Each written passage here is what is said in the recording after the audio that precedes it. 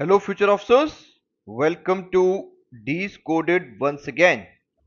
Today we are going to take up the revision test number 4 of CSAT revision series. We have designed these tests in such a way that the topics which contain the maximum weightage in the real examination, the test has been designed that way, and we give every day 5 comprehension and 15 question which is a mixture of your maths and reasoning. Okay, so let's start with this. So the first question is, this is a UPSC question. In the expression 5 star, ये आपको ऐसे दिया है कुछ 4 3 2 और 1 star is chosen from in, मतलब ये जो स्टार था यहाँ पर ना, एक ये स्टार था जो ये वाला है, this is chosen from plus minus and into each at most 2 times. इनमें से, इन तीनों में से किसी को भी 2 बार ही यूज करना maximum. What is the smallest negative value of the expression. अब इनमें से सबसे छोटी वैल्यू क्या बन सकती है इन सबको यूज करते हुए। प्लस मतलब आपको प्लस माइनस और इनटू यूज करना है। सबसे छोटी वैल्यू क्या बन सकती है, ठीक है। तो सबसे छोटी वैल्यू यहाँ आंसर में जीरो है, तो जीरो बनाने की कोशिश करते हैं हम इसको। देखिए, अगर इसमें मल्टीप्लाई का साइन है, ठीक है, मल्टीप्लाई आप वहीं यूज करो जहां नंबर दो सबसे छोटे हैं, क्योंकि अगर आप बड़े नंबरों में मल्टीप्लाई का यूज करोगे तो आंसर बहुत बड़ा आएगा, वो स्मॉलेस्ट वैल्यू नहीं बन पाएगी। So will try to put this multiplication sign over here, ठीक है। टेस्ट करते हैं इसे, क्या आंसर आता है पता नहीं है अभी। यहाँ प्लस लगा देते हैं, समझ लीजिए यहाँ माइनस लगाते हैं, माइनस लगाते हैं। अब बॉड मास का इस्तेमाल करते हैं, BODMASS। इसका मतलब होता है पहले ब्रैकेट सॉल्व करेंगे, फिर आप डिवीजन करोगे, फिर मल्टीप्लिकेशन, फिर एडिशन, फिर सब्ट्रैक्शन, ठीक है। ये इस सीक्वेंस में चलता है।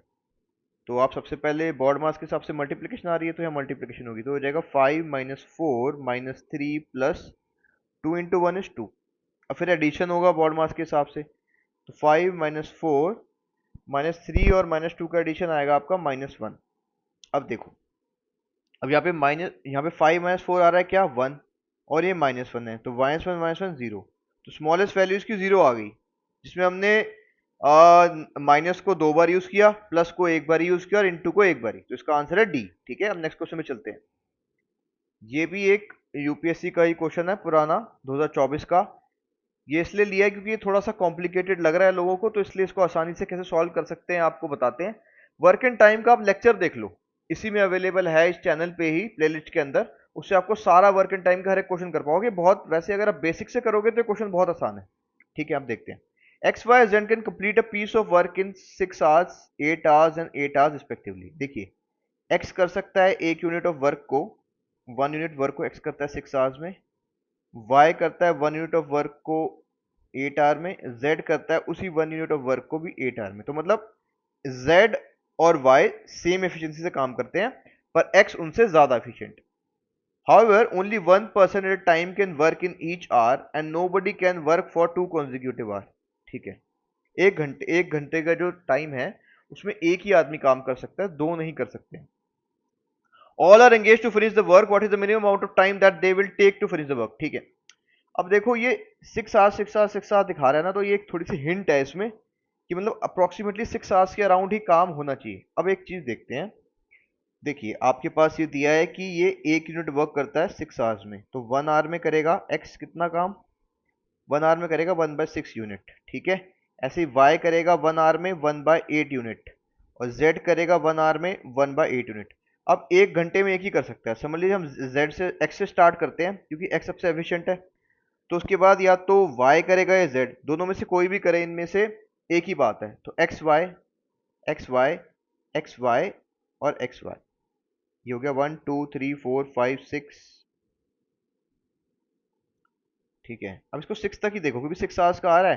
देखो हर घंटे में एक घंटे में एक ही आदमी काम कर रहा है ना इनमें से कोई भी, ठीक है। तो समझ लीजिए एक्स से स्टार्ट किया, तो 1 2 3 4 5 6, ये हो गया। तो 1 आवर में जो है एक्स ने कितना काम किया होगा, 1/6 यूनिट। वाई ने किया होगा 1/8 यूनिट, फिर अगली बार फिर से एक्स ने किया होगा 1/6 यूनिट, फिर नेक्स्ट आवर में फिर वाई ने किया होगा 1/8 यूनिट, फिर अगले नेक्स्ट में किया होगा 1/6 और 1/8। अभी 6 आवर्स का लिया है हमने क्योंकि ये 1 2 3 4 5 6, क्योंकि क्वेश्चन से हिंट मिल रही है 6 आवर्स के अराउंड है। अभी देखते हैं कितना काम हो गया। टोटल काम हो गया होगा ये 3/6 प्लस 3/8। तो आप 6 और 8 कैल्सियम ले लो, ये आपके पास आएगा 6 8 2 3 4 2 3 2 2, ये आपका 3, ये 1, ये 3। तो आपका आ गया 6 और 4 24। तो इसको 24 मारने के लिए 6 4 से मल्टीप्लाई करोगे, ठीक है। इसको 24 मारने के लिए 4 से मल्टीप्लाई करोगे तो ऊपर वाले को भी तो 12। इसको करोगे 3 से तो इसको भी 3 से 9। तो ये आपका बन गया 21/24 यूनिट, यानी कि 7 3 और आपका ये कितना 3 7 ज़ा 21 और 3 8 ज़ा 24, 7/8 यूनिट ऑफ वर्क हो चुका है। तो वर्क लेफ्ट कितना है अब? वर्क लेफ्ट है आपका 1 - 7/8 यूनिट्स, यानी कि आपका 1/8 यूनिट ऑफ वर्क लेफ्ट है। अब देखते हैं क्या आगे कहता है। All are engage to finish the work, what is the minimum amount of work that they will time that they will take to finish. अब हमने एक्स से स्टार्ट किया था, तो हर कॉन्जिक्यूटिव में अलग बंदा काम करता है, सेम नहीं कर सकते। तो अब यहाँ पे वाई ने किया था आखिरी बार काम, तो अब एक्स की बारी है, काम करने की। और आपके पास 1/8 यूनिट ऑफ वर्क है, ठीक है। तो आप एक बात समझो कि 1 आवर में ये करता है कितना, 1/6 यूनिट, ठीक है। या फिर आप कह सकते हो कि 6 आवर्स में ये करता है 1 यूनिट ऑफ वर्क, ठीक है। तो ये आपका 1/8 यूनिट कितने में करेगा? 1/8 यूनिट करेगा ये 6 इंटू 1/8 आवर्स में। तो ये हो जाएगा आपका 2 3 ज़ा और 2 4 ज़ा, मतलब कि 3/4 आवर्स में। 3/4 का मतलब हो गया आपका 45 मिनट्स। तो देखो यहाँ पे 1 आवर से शुरू हुआ, एक्स से शुरू हुआ, 1 घंटा इसने लगाया, फिर 1 घंटा इसने, फिर इसने, फिर इसने, फिर इसने। तो 6 आवर्स तो यहाँ हो गए। अब जो काम बचा था वो था 1/8 यूनिट का, वो कर कौन रहा है? आपका एक्स कर रहा है। एक्स उस काम को 45 मिनट्स में कर देता है, पूरे 1 घंटे में नहीं, 45 मिनट्स में कर देता है।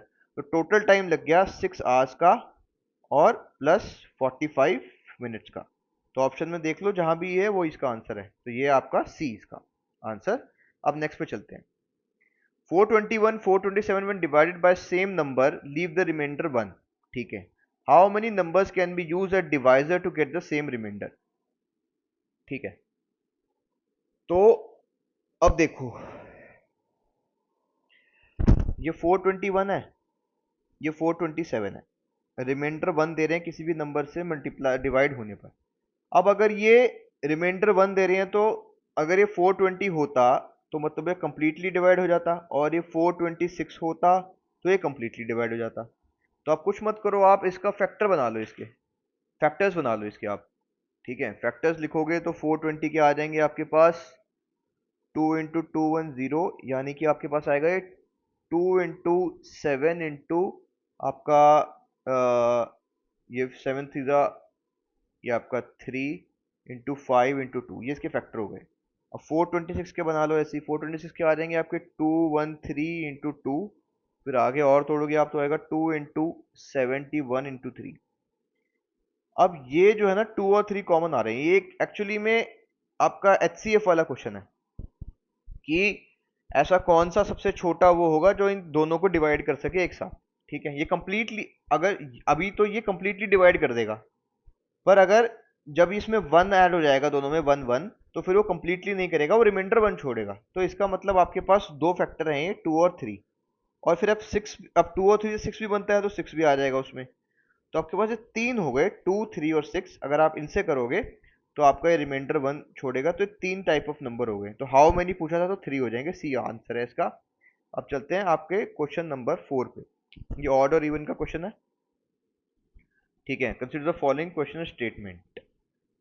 क्वेश्चन है what are the unique values of x and y where x and y are distinct natural number. Natural number का मतलब है जो 1 से स्टार्ट होते हैं आपके और इन्फिनिटी तक जाते हैं, ठीक है।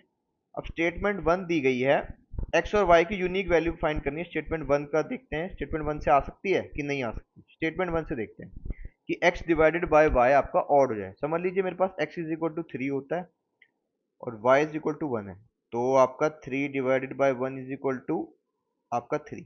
3 एक ऑड नंबर है जो क्योंकि वो 2 की टेबल में नहीं आता। अब और पॉसिबल वैल्यू है, हाँ है, x अगर को 6 मान लो और y को 2 मान लो, तो 6 डिवाइड बाय 2 इज 3, तो ये भी ऑड आ गया। तो दो वैल्यूज आ गई, यूनिक तो नहीं आई ये एक्स और वाई की, तो स्टेटमेंट 1 से नहीं आ सकता। अब स्टेटमेंट 2 पे चलते हैं कि x इंटू वाई 12 है। तो x इंटू वाई 12 है, तो आपका या तो 4 इंटू 3 होगा x, ये हो सकता है एक पॉसिबिलिटी। एक 12 इंटू 1 हो सकता है, एक 6 इंटू 2 हो सकता है। अब देखो 6 इंटू 2 एक यहाँ भी आ रहा है जो इसको पॉसिबल केस बना रहा है, और एक यहाँ आ रहा है। तो अगर हम इन दोनों स्टेटमेंट्स को साथ में यूज करेंगे तो हम एक्स और वाई की यूनिक वैल्यू फाइंड कर सकते हैं कि x इज इक्वल टू 2 हो जाएगा, और वो x इज इक्वल टू 6 हो जाएगा, और y इज इक्वल टू 2 हो जाएगा।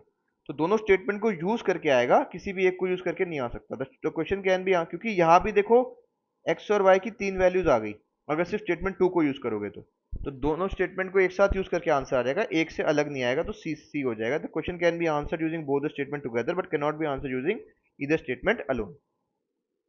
अब नेक्स्ट पे चलते हैं। अब ये है ऑड और इवन का कंसेप्ट रिवाइज करवाने के लिए आपको। ये कह रहा है कि there are two numbers p and q both which are odd, then what with the following is correct? Addition of p and q gives an odd number। देखो ये भी odd है, तो मतलब odd प्लस p और q दोनों ही odd है ना, तो odd प्लस odd क्या देता है, हमने पढ़ा हुआ है। अगर आपको ऑड और इवन के कंसेप्ट में दिक्कत है तो नंबर सिस्टम की इसमें एक प्लेलिस्ट है, उसके अंदर ऑड और इवन का पूरा एक वीडियो है, ठीक है, आधे घंटे का। उसमें आपके पीवाईक्यू भी है, कंसेप्ट भी है, और सारा ऑर्डर इवन रिवाइज हो जाएगा अगर आपको नहीं आता तो। और हर बार दो क्वेश्चन, एक से दो क्वेश्चन आते हैं, वहां फायदा मिल जाएगा आपको, ठीक है। उसको उन प्रॉपर्टीज को कर लोगे ना उससे, वीडियो से, आपका 100% सॉल्व हो जाएगा। देखो ऑड प्लस ऑड आपका आता है क्या, इवन, ठीक है। तो यहाँ तो ऑड बोल रहा है कि addition of P and Q gives an odd number, तो ये गलत हो जाएगी। अगला है if one is added to sum of P and Q we get an odd number. देखो पी और क्यू को आपने ऐड किया, मतलब ऑड प्लस ऑड को ऐड किया तो इवन आया, और आपने फिर उसमें वन ऐड कर दिया। वन अपने आप में क्या है, ऑड नंबर है, तो आपका इवन प्लस ऑड हो गया। तो इवन प्लस ऑड आपको देता है क्या, ऑड नंबर। तो इसका मतलब ये स्टेटमेंट आपकी सही है। तो आपका क्वेश्चन यहीं पे सॉल्व हो गया, पर आगे भी देख लेते हैं जिससे कि आपको रिवाइज हो जाएगा। अब आपको पता कि ऑड प्लस ऑड इवन है, इसमें से माइनस वन कर दिया, one is subtracted from sum of P and Q, तो इवन माइनस ऑड हो रहा है, तो इवन माइनस ऑड आपको देता है एक इवन नंबर, तो ये आपकी स्टेटमेंट गलत हो जाएगी। अगला है one is added to the product of P and Q, तो मतलब odd into odd is odd plus odd, क्योंकि वन भी एक ऑड नंबर है, तो ऑड प्लस ऑड आपका क्या है, इवन। और यहाँ ये कह रहा है ऑड नंबर आएगा, तो भी गलत है। तो आपका सिर्फ बी स्टेटमेंट सही है। अब आगे चलते हैं, ठीक है। ये एक इसमें छोटी सी मिस्टेक है, पी टू नहीं है, पी स्क्वायर है यहाँ पर। ये पी स्क्वायर है, ये पी स्क्वायर है, और ये यहाँ पे कैन नॉट आएगा, यहाँ can not be a prime number. ये थोड़ी प्रिंट टाइपिंग मिस्टेक हो गई है। अब देखते हैं, if we are given a prime number p then which of the following statement, then consider the following statement, how many of the above statement are correct. इसमें से बताना है कौन सी स्टेटमेंट सही है। For any value of p, p square plus 7 is always prime. ठीक है, देखो प्राइम नंबर क्या होते हैं, जो इनके फैक्टर, अगर प्राइम नंबर p है तो इसका फैक्टर या तो p होगा खुद या 1 होगा। जैसे कि प्राइम नंबर हो जाएगा आपका 2 हो जाएगा, 3 हो जाएगा, आपका 5 हो जाएगा, 7 हो जाएगा, आगे चलता जाएगा, क्योंकि इसका 2 और 1 है, इसका 3 और 1, इसका 5 और 1, इसका 7 और 1। तो कहता है अगर कोई भी वैल्यू ऑफ p ले लोगे आप तो p स्क्वायर प्लस 7 हमेशा प्राइम देगा। देखते हैं, अब मैं p को 3 ले लेता हूँ, तो आपका पी स्क्वायर हो जाएगा 3 इंटू 3, जो कि आपका 9 आएगा। अब पी स्क्वायर प्लस 7 क्या हो जाएगा आपका, मतलब कि हो जाएगा 9 plus 7 is equal to 16। 16 prime number है, नहीं है, क्योंकि इसके तो दो से ज़्यादा फैक्टर हैं, जैसे कि आपके 4 इंटू 4 है, 8 इंटू 2 है, ठीक है, 16 इंटू 1 है। तो ये गलत हो जाएगी statement number 1। The only value of p is 2 for which p square plus 7 is prime. ठीक है, 3 के लिए तो नहीं है, तो p इक्वल टू 2 के लिए चेक कर लो। अगर p इज इक्वल टू 2 है तो p स्क्वायर आपका हो जाएगा 2 इंटू 2 इज इक्वल टू 4। तो पी स्क्वायर प्लस 7 हो जाएगा आपका 4 प्लस 7 इज इक्वल टू 11, जो कि प्राइम नंबर है। तो ये 2 के लिए तो सेटिस्फाई हो रहा है, 3 के लिए नहीं होगा क्योंकि 16 है। अब p इज इक्वल टू 5 के लिए चेक कर लो। अगर p इज इक्वल टू 5 था तो पी स्क्वायर आपका हो जाएगा क्या, 5 इंटू 5 यानी कि 25। तो पी स्क्वायर प्लस 7 हो जाएगा आपका क्या, 25 प्लस 7, जो कि आपका है 32, जो कि एक प्राइम नंबर नहीं है। अब p इज इक्वल टू, फिर आप 7 के लिए चेक कर सकते हो, पी स्क्वायर आपका हो जाएगा 7 7 49, और पी स्क्वायर प्लस 7 हो जाएगा आपका 49 प्लस 7, जो कि आपका हो जाएगा 56, जो कि प्राइम नंबर नहीं है। तो सिर्फ p इज इक्वल टू 2 के लिए आ रहा है, तो स्टेटमेंट सही है। For any value of p, P square plus 7 can not be a prime number. अभी आपने देखा है कि p की अगर वैल्यू 2 है तो उसके लिए वो प्राइम नंबर बन जा रहा है, तो ये भी गलत है। तो only one statement is correct, तो आपका ए आंसर यहाँ से आ जाएगा। ठीक है। What are the number of zeros in 137 factorial. अब देखो, आपको पता है आपको जीरो बनाने के लिए क्या क्या चाहिए, एक 5 चाहिए, एक 2 चाहिए। तो आप जब 137 फैक्टोरियल को एक्सपैंड करोगे, 137 इंटू 136, फिर ये आगे तक जाता रहेगा, तो इसमें जितने भी 5 और 2 आ जाएंगे ऊपर, जो ये 137 136 में जितने भी 5 और 2 आ जाएंगे, उतने नंबर ऑफ जीरोस बनेंगे। अगर 5 कम है तो उतने नंबर ऑफ जीरो बनेंगे, 2 कम है तो उतने नंबर ऑफ जीरो। तो इसके लिए हम क्या करते हैं कि हम ना इसको हमेशा 5 या 2 से डिवाइड करके देखते हैं, और जो भी क्वेश्चन आता रहता है उसको करते रहते हैं। आपको एक बात पता है कि हमेशा जो है ना नंबर ऑफ 5, देखो क्योंकि आखिरी में जब ये खत्म होगा तो यहाँ पे एक 2 आएगा और यहाँ एक 1 आएगा, ठीक है। और उससे पहले एक 3 और एक 4 आ चुका होगा, जो 2 इंटू 2 बन जाएगा यहाँ पे 4, जब आप इसको एक्सपेंड करोगे यहाँ तक। तो इसका मतलब नंबर ऑफ 2 ना ऑलरेडी ज्यादा है नंबर ऑफ 5 से, तो हमें नंबर ऑफ 2 को कंसीडर करने की जरूरत नहीं है, अब नंबर ऑफ 5 से ही करेंगे। तो ऐसे केस में आपको क्या करना है कि जो भी आपको दिया है आप उसको 5 से डिवाइड करो, और जो क्वेश्चन आता है, जैसे कि आप 5 से डिवाइड करोगे 137 को, तो आपका क्वेश्चन पहली बार आएगा 27। फिर उस क्वेश्चन को फिर से 5 से डिवाइड करो, तो आपका आ जाएगा 5 5 25। फिर क्वेश्चन फिर 5 आ रहा है, फिर 5 से डिवाइड करो। आपको तब तक करता रहना है जब तक 5 से छोटा ना आ जाए। फिर जितने भी क्वेश्चंस आए थे आप इनको ऐड कर दो। इन क्वेश्चन जितने भी आए थे उसके आने का मतलब है इतने नंबर ऑफ 5 इस 137 फैक्टोरियल में मौजूद हैं, तो उतने नंबर ऑफ 5 से जीरो बनेंगे, तो आप इनको ऐड कर दो अब। तो 27 प्लस 5 इज 32 प्लस 1, इसका मतलब आपका 32 प्लस 1 इज इक्वल टू 33। तो आपके 33 नंबर ऑफ जीरोस हैं इसमें, ठीक है। अब नेक्स्ट पे चलते हैं। देखो नंबर ऑफ जीरोस के इसमें क्वेश्चन इसलिए लिए मैंने दो, क्योंकि नंबर ऑफ जीरोस का क्वेश्चन दो पूछता है हर बार, एक तो पूछेगा ही। नंबर ऑफ जीरोस का कंसेप्ट क्लियर नहीं है तो प्ले लिस्ट में नंबर ऑफ जीरो भी का भी वीडियो दिया हुआ है नंबर सिस्टम के अंदर ही, उसको जाके देख लो, सारे कंसेप्ट क्लियर हो जाएंगे, उसमें प्रैक्टिस क्वेश्चन भी हैं, ठीक है। अब देखो how many number of zeros are there in the end of the expression. तो आपके पास है 144 factorial into 5 into 15 into 22 into 11 into 44 into 35। अभी हमने एक सेम कंसेप्ट यहाँ किया है 144, तो उससे सॉल्व कर लेंगे। आपको पता है कि नंबर ऑफ जीरो चलने के लिए क्या चाहिए, एक 5 चाहिए, एक 2 चाहिए। तो 5 और 2 को काउंट कर लोगे, जितने आ रहे हैं इसमें उतना आपको आंसर आ जाएगा। पहले 144 वाला कर लेते हैं। अभी हम डिस्कस कर चुके हैं अगर आप 144 फैक्टोरियल को भी एक्सपैंड करोगे तो नंबर ऑफ 2 जो है डेफिनेटली ज्यादा होंगे नंबर ऑफ 5 से, तो नंबर ऑफ 2 को कंसीडर करने की जरूरत नहीं, तो 5 से ही कर लेते हैं। तो 144 बाय 5 इज आपका यहाँ पे आएगा 28। फिर आप इस 28 को फिर से 5 से डिवाइड करोगे तो आपका आ जाएगा 5 5 25, यहाँ 5 आ जाएगा, 5 को फिर से करोगे तो 5 आ जाएगा 1। तो आपका आ जाएगा 28 plus 5 plus 1 is equal to आपका 34। तो 34 जीरो तो इससे आ जाएगी 144 फैक्टर, यहाँ पे 34 जीरो लिख लो अलग से। अब इस वाले को यहाँ पे कंसीडर करेंगे। अब इसको एक्सपैंड करते हैं, 5 इंटू 5 इंटू 3 इंटू 2 इंटू 11, ठीक है, इंटू आपका 11 into 2 into 2 into 11 into 5 into 7। अब नंबर ऑफ 5 और 2 काउंट कर लो, जितने भी वो बनेंगे उतने नंबर ऑफ जीरोस। अगर 5 कम है तो उतने हो जाएगा, 2 कम है तो उतना हो जाएगा। काउंट करते हैं, 5 कितने हैं, 1 2 और 3, 3 5 है। 2 कितने हैं, 1 2 और 3, 3 भी 2 ही है। तो आपके मतलब आपके 3 जीरोस बन गए इससे। तो इस 144 फैक्टोरियल से तो आपके पास 34 जीरोस आ गए थे, और इस वाले एक्सप्रेशन से आपके पास 3 जीरोस आ गए। तो आप ऐड कर दो, 34 plus 3 is equal to 37 zeros आएंगे आपके इसमें, तो आपका आंसर है ए, ठीक है। अब हम आगे चलते हैं यूनिट डिजिट का। देखो यूनिट डिजिट के भी हर साल अप्रोक्सीमेटली 2 क्वेश्चन आने के चांस रहते हैं।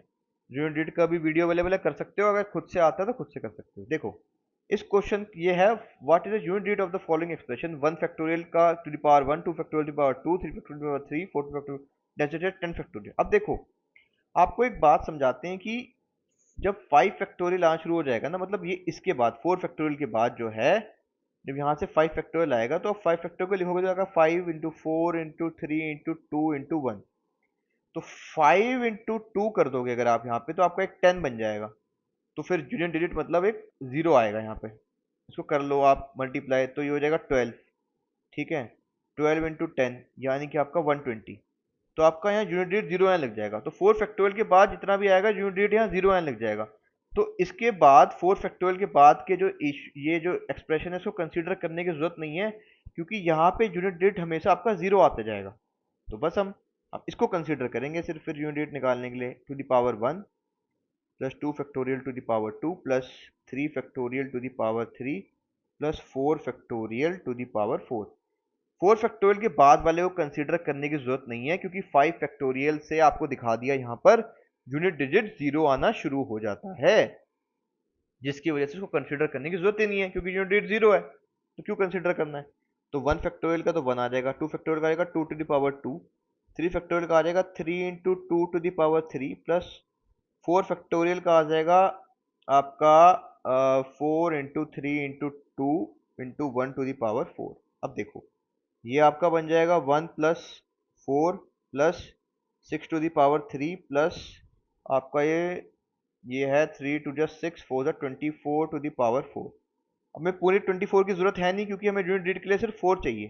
तो आप लिखोगे इसको 1 plus 4 plus 6 to the power 3 plus 4 to the power 4। अब आपको देखो एक चीज है कि अगर यूनिट डिजिट निकालते हुए किसी भी 4 के ऊपर अगर कोई पावर n है, तो अगर n इज इक्वल टू आपका क्या है, अगर n is equal to even है तो आपका यूनिट डिजिट आएगा 6, और अगर आपका n is equal to odd है तो आपका यूनिट डिजिट आएगा 4। अगर कहीं भी 4 दिया है यूनिट डिजिट में और उसकी कोई भी पावर है, यहाँ पे पावर 4 है, तो अगर वो पावर जो है वो इवन है तो यूनिट डिजिट 6 आएगा, और ऑड है तो आपका 4 आएगा। तो यहाँ पे 4 है इसका पावर, तो इसका मतलब ये इवन पावर है तो इसका यूनिट डिजिट 4 आएगा।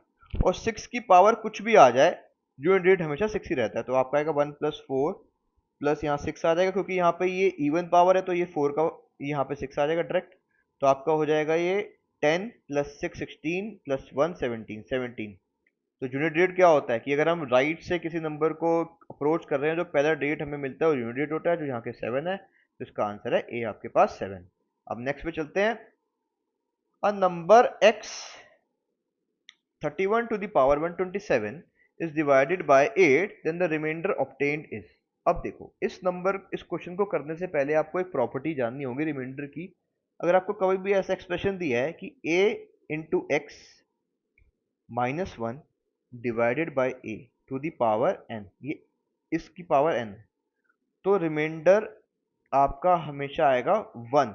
अगर n आपका क्या है, अगर ये जो n है ये इवन है तो रिमाइंडर हमेशा 1 आएगा।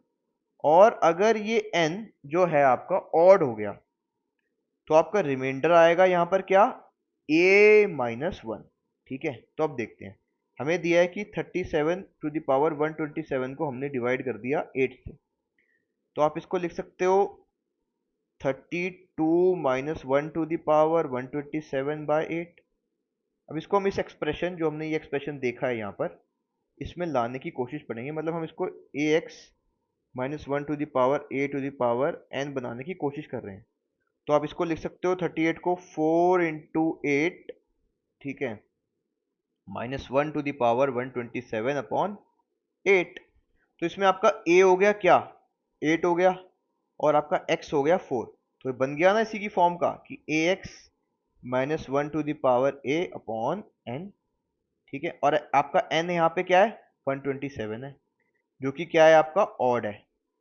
ठीक है, और a की वैल्यू है आपकी 8 और x की वैल्यू है आपकी 4। ठीक है, तो आपने देखा है कि अगर n ऑड है तो रिमाइंडर आएगा a माइनस 1, तो a कितना है 8, तो रिमाइंडर आ जाएगा आपका 8 माइनस 1 इज इक्वल टू 7। तो इसका आंसर आपका है a। ठीक है, कितना आसान क्वेश्चन था, कुछ करने की जरूरत नहीं।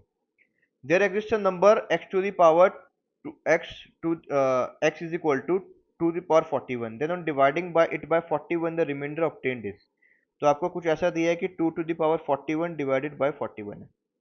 अब इसको करने से पहले एक आप कंसेप्ट देखो कि अगर आपके पास कुछ ऐसा दिया है कि x एक नंबर है, उसकी पावर है एक प्राइम नंबर -1, और उसको डिवाइड भी प्राइम नंबर से कर रहे हैं, तो रिमाइंडर हमेशा 1 आएगा अगर p एक प्राइम नंबर है।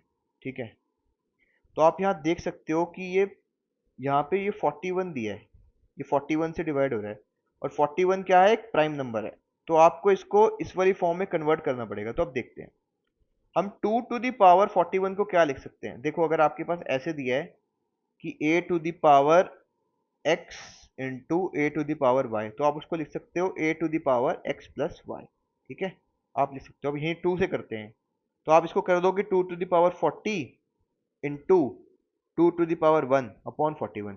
ठीक है, कर सकते हैं। जैसे कि समझ लीजिए a था, ये भी a था, और ये x था और ये y था, तो ये ऐड होके ऐसा हो जाएगा ना। तो देखो, अब ये वाला जो एक्सप्रेशन है यहाँ पर, ये इसी की फॉर्म का नहीं बन गया कि जैसे हमने देखा था कि x to the power p minus one upon p, क्योंकि यहाँ पे जो 41 है प्राइम नंबर है, तो आप ये इसको लिख सकते हो 2 टू द पावर 40, मतलब 41 minus one upon 41 into 2 to the power 1। ठीक है, तो यहाँ पे आपका p क्या हो गया, 41 हो गया, और आपका x हो गया 2। ठीक है, तो इसका मतलब इस वाले एक्सप्रेशन का रिमाइंडर क्या आ जाएगा, आपका 1 आ जाएगा। तो इसका रिमाइंडर तो 1 आएगा, और बाकी आपके पास था यहाँ 2 टू द पावर 1, तो इसका रिमाइंडर आ जाएगा 2। तो इसका आंसर है 2 आपका ए। ठीक है, अब नेक्स्ट क्वेश्चन में चलते हैं। देखो सीक्वेंशियल सीरीज के ऐसे क्वेश्चन आ ही रहे हैं हर बार, आपको पता है, तो इसलिए क्वेश्चन हम बार बार ले रहे हैं। ठीक है, कंसीडर द फॉलोइंग सीरीज, एक सीरीज है बी बी ए डी, फिर एक ब्लैंक है, फिर एफ है। Which of the following letter would fill up the blank in the given series, इनमें से कौन सा लेटर इसको फिल कर सकता है। देखो ये है बी, ये थोड़ा सा टफ है क्वेश्चन, इस सीरीज को पकड़ने में थोड़ी दिक्कत आ सकती है, क्योंकि अब टफ भी बना सकते हैं वो, इसलिए इसको ले लिया ताकि आपका दिमाग चले। देखो, अब अगर आप इंग्लिश अल्फाबेट की बात करोगे तो टू, ये बी की पोजीशन 2 है, ए की पोजीशन 1 होती है, डी की पोजीशन क्या होती है 4, और एफ की होती है 6।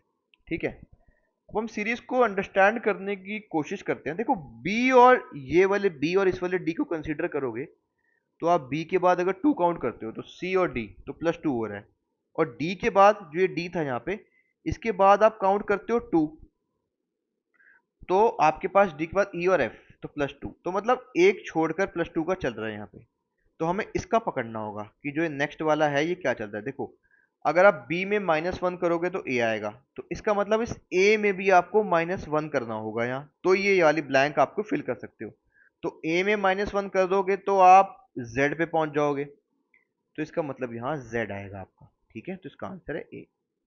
अब देखते हैं नेक्स्ट को। अब आपके पास है consider the following series 2b dash 8e14h22l, which of the following can complete. देखो इसको लिख लो, आपके पास ये सीरीज है, सबसे पहले लिख लिया करो, इससे आसान हो जाता है। डैश 8e आपका 14h और उसके बाद 22l। अब इसको पैटर्न को पढ़ने की कोशिश करते हैं। देखो अल्फाबेट्स को देखो पहले, आप देखोगे कि e से अगर h की तरफ जा रहे हैं हम, तो एक +3 का एडिशन हो रहा है यहाँ। ठीक है, फिर h से हम l की तरफ जा रहे हैं अगर, तो आपके पास +4 का एडिशन हो रहा है। तो मतलब ये ऐसे चल रहा है +1 +2 +3। तो आप b, फिर यहाँ पर मतलब जो अल्फाबेट आया होगा इधर, इसमें e में तो ये +2 हुआ होगा, और b के बाद +1 हुआ होगा। तो अब b से +1 करेंगे तो क्या आएगा, आपका c आएगा। तो यहाँ तो c आ गया। अब c में +2 करोगे तो e आ जाएगा, मतलब ये कंडीशन सेटिस्फाई हो गई। अब नंबर्स को देखते हैं। यहाँ 8 से 14 की तरफ जा रहा है, तो इसका मतलब +6 हो गया। अब 14 से 22 की तरफ जा रहा है, मतलब +8 हो रहा है, तो मतलब दो दो के गैप से बढ़ रहा है, +2 ऐसे करके। ठीक है, तो अब हम यहाँ से जो नंबर हमने लाना है वो, मतलब इस जो ये नंबर यहाँ आया होगा उसमें +2 हुआ होगा, और इस वाले में +2 हुआ होगा 2 से, तो 2 में +2 ऐड करोगे आप, मतलब यहाँ +2 करेंगे ना, तो 2 में +2 करोगे 4 आएगा। अब 4 में अगर आप +4 कर दोगे तो 8 आ रहा है, तो मतलब ये कंडीशन सेटिस्फाई हो गई, +2 +4 +6 +8 चल रहा है, और ऊपर वाला +1 +2 +3 +4 चल रहा है। तो ये आपका आंसर आएगा 4C, तो इसका आंसर है ए आपका। ठीक है, अब नेक्स्ट क्वेश्चन में चलते हैं हम। A person walks 100 metre straight from his house, turns left. देखो डायरेक्शन का भी एक क्वेश्चन आता है हर बार, या दो आते हैं, तो इसको भी करना जरूरी है। हम नंबर सिस्टम पे ज्यादा फोकस ना करने की बजाय वैसे चीजों पे फोकस कर रहे हैं जिससे आपका 100% आप क्वेश्चन जिनके सॉल्व कर सकते हो। नंबर सिस्टम के क्वेश्चन में और परम्यूटेशन कॉम्बिनेशन क्वेश्चन में आदमी फंस जाता है बहुत बारी। ठीक है, इसलिए इसको लिया जा रहा है। A person walks 100 metre straight from his house, turns left and walk 100 meter, again turn left and 300, walk 300 meter, then he turns right and walks 100 meter to reach his office. In which direction does he walk initially from his house if his office is exactly in the northeast direction? ठीक है, अब देखो, समझ लो वो आदमी ना यहाँ था आपका स्टार्टिंग में, अभी हमें पता नहीं है, हम इसको कंसीडरेशन में ले रहे हैं।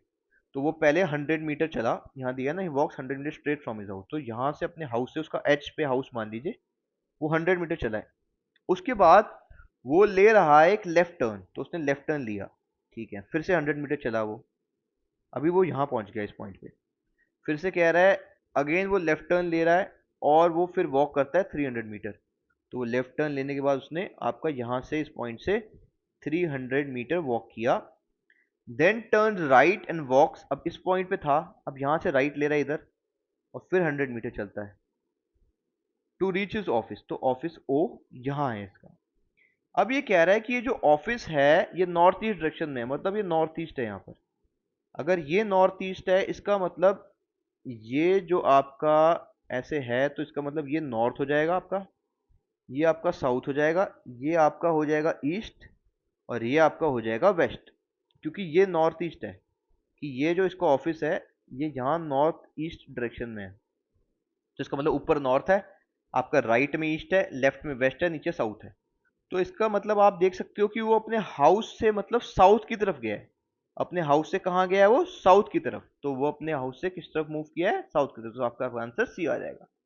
अब एक प्रॉफिट एंड लॉस का क्वेश्चन करते हैं, क्योंकि हर साल आता है profit and loss. Profit and loss, percentage, ratio, proportion, average, mixture मिला के 10 से 15 क्वेश्चन हर साल आते हैं, और आप नंबर सिस्टम के पीछे भागते रहते हैं, और इन क्वेश्चन को करना बड़ा आसान है। ठीक है, अब क्वेश्चन नंबर 15 देखते हैं। थोड़ा सा बेसिक अगर आपका क्लियर है, बड़े आसानी से हो जाएगा। Ramesh is a businessman, sells two items at the same price, मतलब जो एसपी है ना दोनों आइटम का सेलिंग प्राइस वो सेम है, और उसको हम 100 मान लेते हैं। जब हमें नहीं पता होता तो आप हमेशा 100 मान के सॉल्व कर सकते हो। If he sells one of the items at a profit of 10%, मतलब आप आइटम वन मान लो, इसमें आपको प्रॉफिट हो रहा है कितना? 10% का। सेम उसी पे बेच के, सेम एसपी पे, इसका आपको सीपी नहीं पता है, तो ये प्रॉफिट आपका था यहाँ पे 10%। तो इसका आइटम वन का जो है, आप मान लीजिए इसका सीपी है सीपी वन, तो उसका सीपी वन निकाल लेते हैं। तो प्रॉफिट होता है आपका, प्रॉफिट परसेंटेज होता है 10%, इज इक्वल टू आएगा आपका S P minus C P one upon C P one. ठीक है, तो हो जाएगा 10/100 इज इक्वल टू आपका ये 100 दिया हुआ है minus C P one upon C P one. तो आपका ये यहाँ सॉल्व करोगे तो ये कट गया, तो आपका C P one is equal to 1000 minus 10 times C P one. तो आप इसको इधर लेके जाओगे तो हो जाएगा ये C P one is equal to आपका 1000 डिवाइडेड बाई 11 हो जाएगा। ठीक है, अब आपका जो आइटम टू है, जो आइटम आपकी टू है, क्योंकि दो आइटम बेचे हैं ना इसने, उसके अंदर आपको लॉस हो रहा है कितने का? 10% का। लॉस होने का मतलब है आपका कि जो आपका सीपी टू आ रहा है इसमें वो ज्यादा है एसपी से, जो कि 100 था।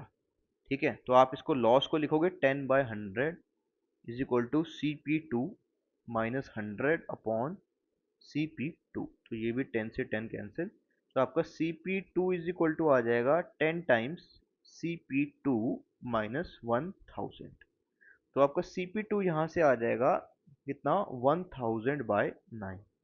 तो आपका टोटल सी, अब आपको निकालना है ओवरऑल, आपको then the profit, then his profit loss percentages, मतलब ये ओवरऑल पूछ रहा है, ओवरऑल उसको प्रॉफिट हुआ या लॉस हुआ। तो अगर नेगेटिव आंसर आया तो लॉस होगा, पॉजिटिव आया तो प्रॉफिट। तो टोटल सीपी उसका हो गया आपका यहाँ, टोटल सीपी होगा सीपी वन, क्योंकि ओवरऑल देख रहे हैं तो टोटल सीपी को काउंट करेंगे, तो हो जाएगा 1000/11 प्लस 1000/9, और टोटल आपका एसपी हो जाएगा कितना? 100 प्लस 100 इज इक्वल टू आपका आ जाएगा 200। अब आपको प्रॉफिट या लॉस निकालना है परसेंटेज में, तो आपका प्रॉफिट या लॉस का फॉर्मूला होता है S P minus C P upon C P. तो देख लेते हैं, अगर नेगेटिव आंसर आता है इसका तो लॉस होगा, इसका अगर आंसर नेगेटिव आता है तो लॉस होगा, नहीं तो प्रॉफिट। तो ये हो जाएगा 200 माइनस, इसको आप करोगे तो हो जाएगा 1000 अपॉन आपका 11 प्लस 1000/9 डिवाइडेड बाय 1000/11 प्लस 1000/9। जो आपका बन जाएगा 200 माइनस ये आपका आ जाएगा 99, तो ये आपका आ जाएगा 9000 प्लस 11000/99। ठीक है, और ये आ जाएगा आपका, ये भी सेम आ जाएगा, ये आ जाएगा 20,000/99। तो आप इसको फिर, अब ये 9 की 9 को इससे मल्टीप्लाई करना पड़ेगा आपको, तो आपका आ जाएगा यहाँ 19800 माइनस 20,000/99, और यहाँ डिवाइड करोगे 20,000/99, तो 99 से 99 कैंसिल। तो अब ये नेगेटिव आएगा क्योंकि 19,800 छोटा है, तो ये आपका आ जाएगा माइनस ऑफ 200/20,000।